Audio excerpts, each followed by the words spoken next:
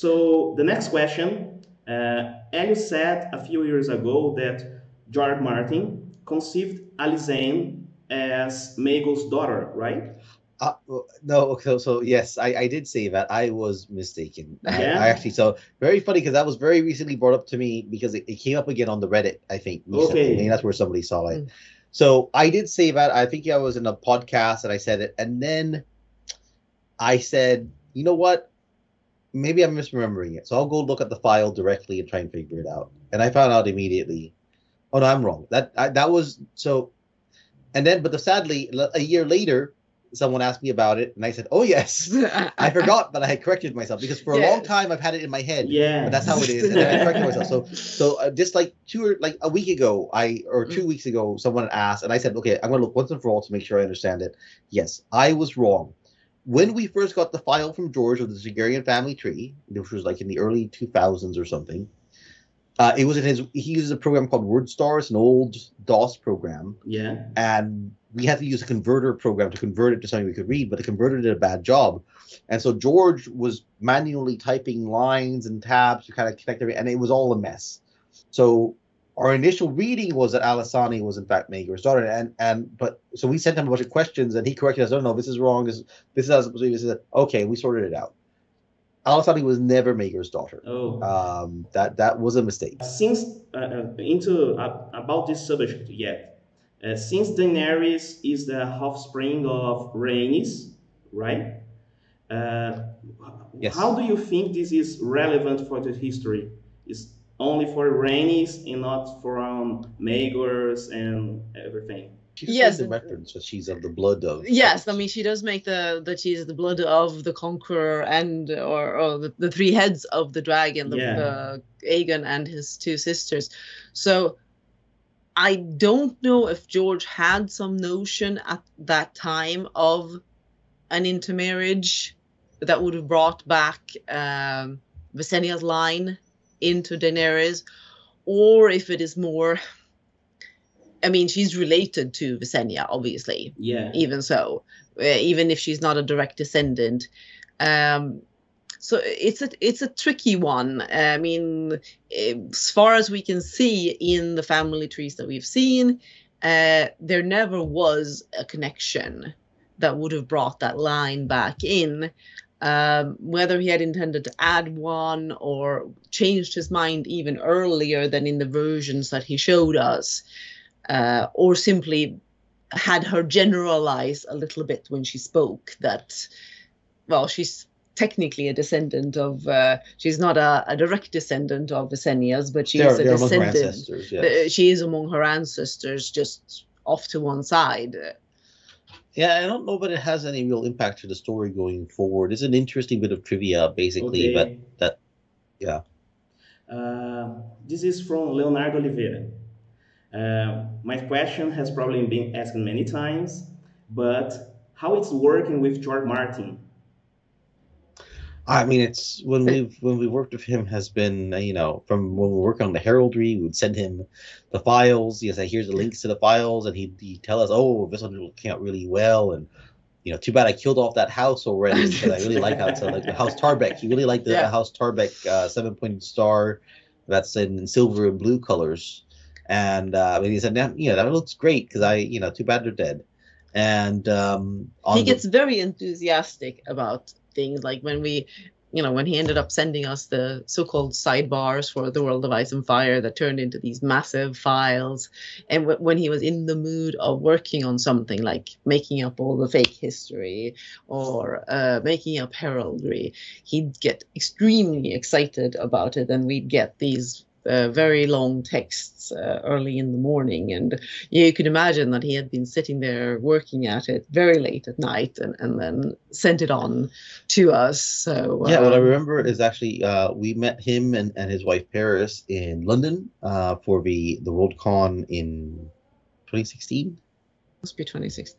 No, it was 2014 because 2014. The book wasn't out yet. We had it was coming out. So 2014, and Paris mentioned to us, George would come to bed late at night after having spent all his time working on the stuff, and he would toss and turn all night, and he'd spring up in the morning to go work because basically Westeros and the Targaryens were alive in his head, and he couldn't sleep. He was just, well, what are we going to do next? Then he wanted to hurry up and get back to work so he could keep writing it down. So it was an extremely productive time, an extremely fruitful time, and it's amazing. Like, I know some people question, oh, he doesn't like the books anymore. He doesn't like the world. He loves it. He loves it. He loves when it works in him. He loves disappearing into it as if it's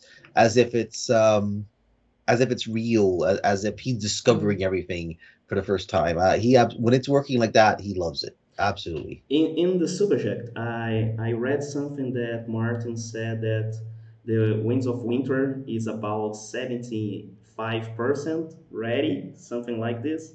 Yeah. And I think that a lot of fans are very worried and very enthusiastic for this book. Do you think that we have a chance that the last two books can become 3 books? Because I think that Martin's wrote a lot, right? So I mean, he's already saying that The Winds of Winter is going to be a larger book than A Storm of Swords. Yeah. So I think he's certainly still trying to get it into those 2 books. That I would guess that at this point he has a pretty firm idea of where he wants the action in The Winds of Winter to end. I mean, we know he doesn't write chronologically, so he may already have written the end stage for some characters and decided that The Winds of Winter goes up to this point, and that leaves me from this point to that point for A Dream of Spring. So I think he certainly got in his idea that the timelines sorted out of what goes in this book and what goes in that book, and that he's still planning for it to be 2 books. I mean, he has said that it might take a wheelbarrow, I think, to... I think that was Jordan who said that. Maybe that was... Well, I think he borrowed that one afterwards. Yeah, he borrowed yes, it. that... Did you help him in these 2 books too? He has asked, a few little things. A couple little questions have kind of come up over time about, but not, and when the manuscript is done, we in the previous 2 books, the manuscript was sent to us to help look over and start finding errors so they can be corrected and so on. So, like continuity errors more so than. But he never sends early. He has people among his sort of close friends in the US and writer friends that read partial, but I think he said he's got very, very few people he lets to have a partial look. He doesn't like to have his editor have a partial look. I think possibly Paris gets to have a look at partials. Probably, when he's happy with the chapter. But he because he changes so much and rewrites and reworks things, he prefers to only have people read it when he's quite happy with the whole thing. About this rewriting and changing things, so Linda said that watch the eight seasons for Game of Thrones, but I think that Elio can talk about it too. Do you think that the ending of Game of Thrones can impact somehow in the ending of the books? I don't think he will change it based on people didn't like it, because even if there are things that he had or still has similar ideas for,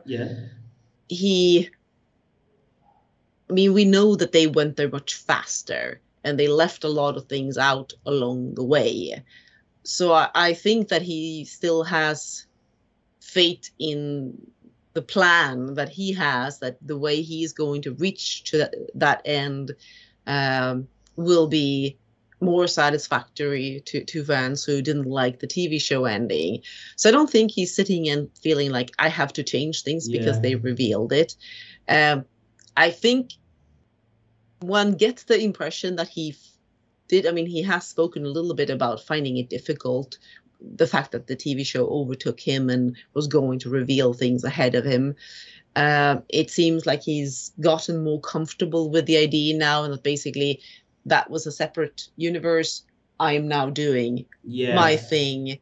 And but I mean, he's always been changing his mind. So even if I don't think he will change his original ideas for the ending because he's had those so long.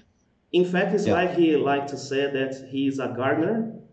Yes, yes. And I mean, he spoke about, which was the example? No, it was somebody recently went to the archive in the US where they have copies of, you know, he sends into, is his old school, right? No, it's not his school. It's not. The Cushing Library at Texas A&M University.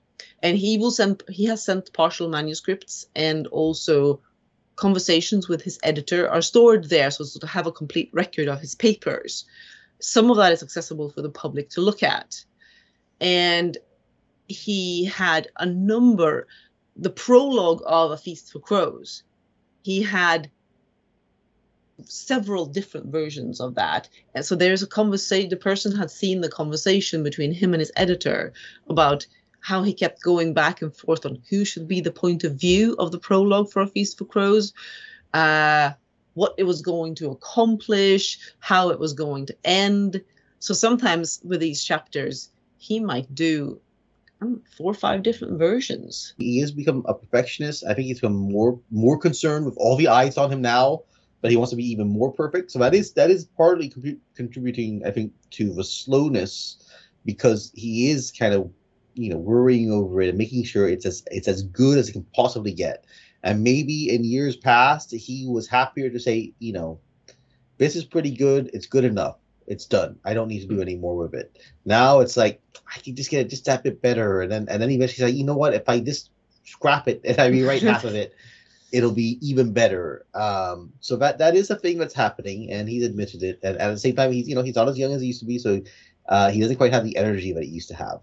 That said, he said in the talk with, I think it was with Gaiman now, that, you know, he was never a fast writer. No, he never was.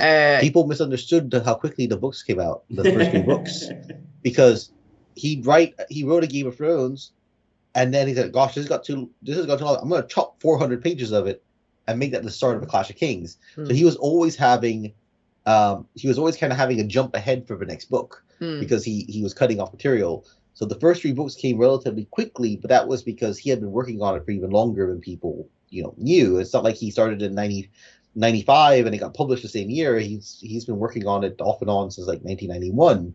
So the first book came out, you know, about 4 years after he started writing it. And also, like he said in this talk with Gaiman, the size of the project, like even his earlier books, they were much simpler. They were one-off novels or short stories. And now he's created this enormously elaborate world, all these plot lines, and he wants to tie them up perfectly. He doesn't want to say, oh, and then somehow they all got to King's Landing, and they all flew in on a dragon or something. You know, they had jetpacks and they got to King's Landing in time. He doesn't want to do that.